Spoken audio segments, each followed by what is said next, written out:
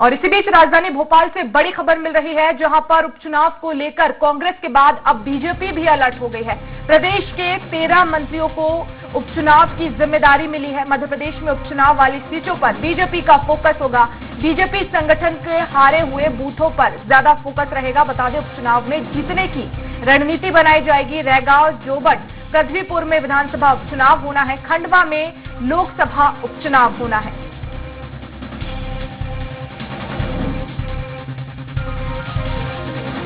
तो बड़ी खबर आपको राजधानी भोपाल से बता रहे हैं, जहां पर बीजेपी अब उपचुनाव को लेकर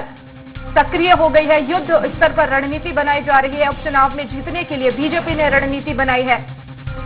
और कांग्रेस के बाद अब बीजेपी भी अलर्ट मोड पर है। बता दें, प्रदेश के 13 मंत्रियों को उपचुनाव की जिम्मेदारी मिली है और उपचुनाव वाली सीटों पर बीजेपी का पूरा फोकस होगा।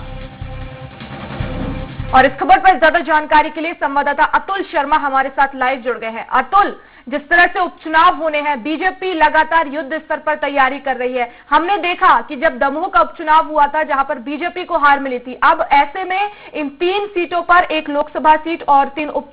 जो विधानसभा सीट है, उन पर उपचुनाव होना है। बीजेपी को कड़ी मेहनत करने की यहां पर जरूरत है। देखिए वर्षा, जिस तरीके से हमने देखा कि दमोह उपचुनाव में बीजेपी कहीं ना कहीं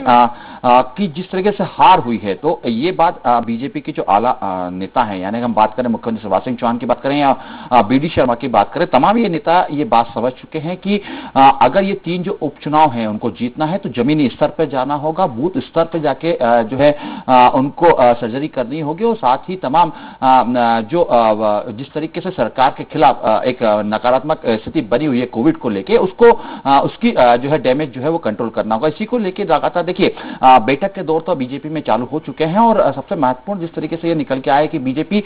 उपचुनाव वाली सीट, यानी कि जिन 3 सीटों के ऊपर विधानसभा के उपचुनाव होना है और एक जो सीट है उसके ऊपर लोकसभा का उपचुनाव होना है, यानी कि हम बात करें जोबट की बात करें, पृथ्वीपुर की बात करें, रेगांव की बात करें, ये वो विधानसभा है जिसपे उपचुनाव आने वाले दिनों में होने जा रहे हैं और खंडवा में लोकसभा उपचुनाव। तो इन तमाम जो सीटें हैं इसके ऊपर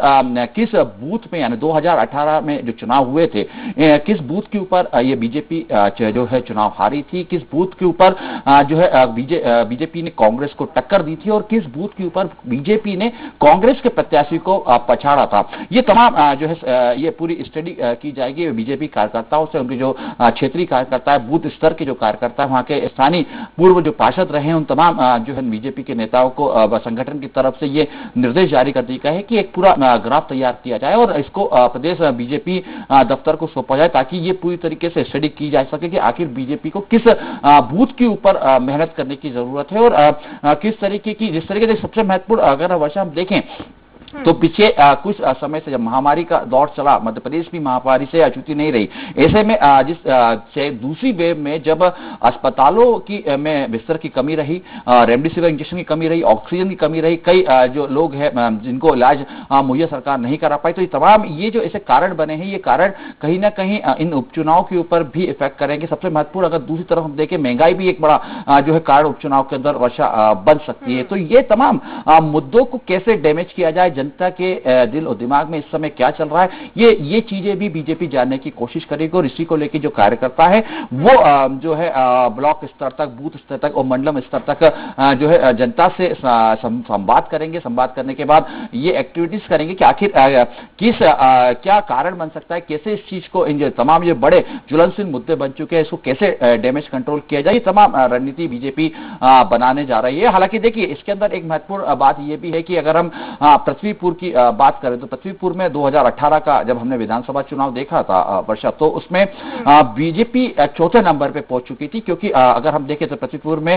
विजय सिंह जिनकी कोरोना की वजह से जिनका देहांत हो गया है, वो कांग्रेस प्रत्याशी थे और उन्होंने अपनी जीत दर्ज की थी। हालांकि इसमें दिलचस्प जो हम कह सकते हैं, इसमें सपा और बहुजन के जो प्रत्याशी थे, इनके बीच में भी कड़ी टक्कर हमें देखने को मिली थी और जो बीजेपी का स्थान था वो 4थे नंबर पर पहुंच चुका था। तो ऐसे में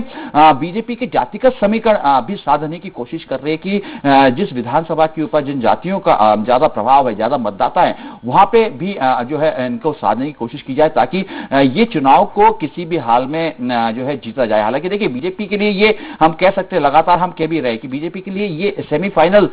जो है चुनाव का है, क्योंकि आने वाले दिनों में जब 2023 में विधानसभा के चुनाव होंगे तो यही वो चुनाव है जो दशा और दिशा तय करेंगे मध्य प्रदेश के लिए, कांग्रेस के लिए भी और बीजेपी के लिए भी, कि आखिर